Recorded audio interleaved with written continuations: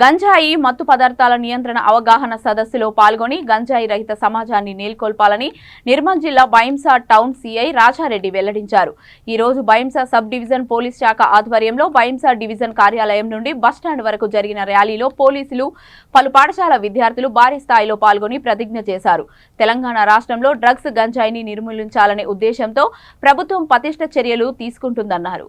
ఆ దిశగా పోలీస్ యంత్రాంగం సైతం నో డ్రగ్స్ సేఫ్ లైఫ్ అనే దిశగా తగిన చర్యలు చేపట్టిందని బైంసా పట్టణ సీఐ వెల్లడించారు.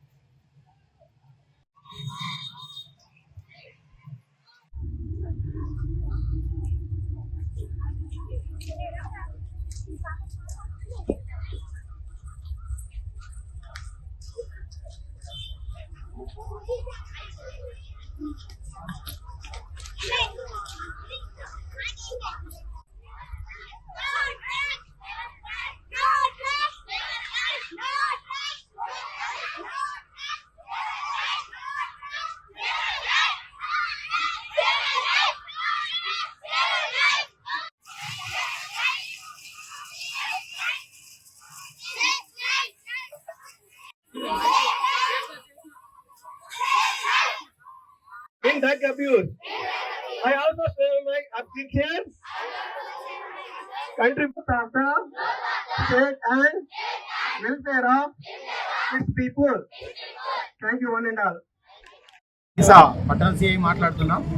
ఈరోజు వరల్డ్ డ్రగ్ డేలో భాగంగా బైంసా పట్టణం నందు superintendent of police Shri Janaki Sharmila madam IPS Nirmal జిల్లా ఎస్పీ గారి ఆదేశాల మేరకు ఈరోజు పట్టణంలో అవేర్నెస్ ప్రోగ్రామ్ కండక్ట్ చేస్తూ దానిలో భాగంగా ర్యాలీ తీయడం జరిగింది. ఈరోజు వాళ్ళు డ్రగ్ డే కాబట్టి డ్రగ్ అబ్యూజర్స్ ఎవరైతే ఉన్నారో వాళ్ళందరితోనే డ్రగ్ మాన్పించే ఉద్దేశంతో అవేర్నెస్ కల్పించడానికి పిల్లలతో ర్యాలీ తీయడం జరిగింది.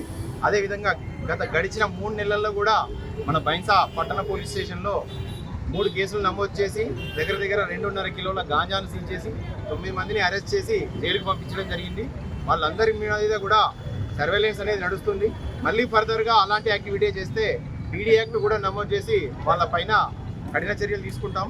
అదేవిధంగా మన Telangana government TS nap Telangana state narcotics anti bureau ఏదైతే ఉందో దాని ఆదేశాల మేరకు తెలంగాణలో మనకు కొత్తగా తెలంగాణ గవర్నమెంట్ నార్కోటిక్స్ డ్రగ్స్కి సంబంధించి పోలీస్ స్టేషన్స్ కూడా ఎస్టాబ్లిష్ చేస్తుంది. ఈ డ్రగ్స్ అనేది ఒక వ్యక్తికి సంబంధించిన ప్రాబ్లం కాదు. ఆ వ్యక్తి నుంచి ఆ కుటుంబానికి, కుటుంబం నుంచి ఆ ఊరికి, ఊరు నుంచి దేశానికి మొత్తం వ్యవస్థనే నిర్వీర్యం చేసేటటువంటి ఈ డ్రగ్స్ కాబట్టి దీన్ని అందరూ కూడా ఒక బాధ్యతగా అవేర్నెస్ కల్పిస్తూ వాళ్ళందరికీ కూడా డీ అడిక్షన్ చేయించాల్సిన బాధ్యత అందరి మీద ఉంది. కాబట్టి అందరూ దీంట్లో పాలు పంచుకొని మన దేశం డ్రగ్స్ బారిన పడకుండా అందరూ పాలు పంచుకుంటారని భావిస్తూ థ్యాంక్ యూ.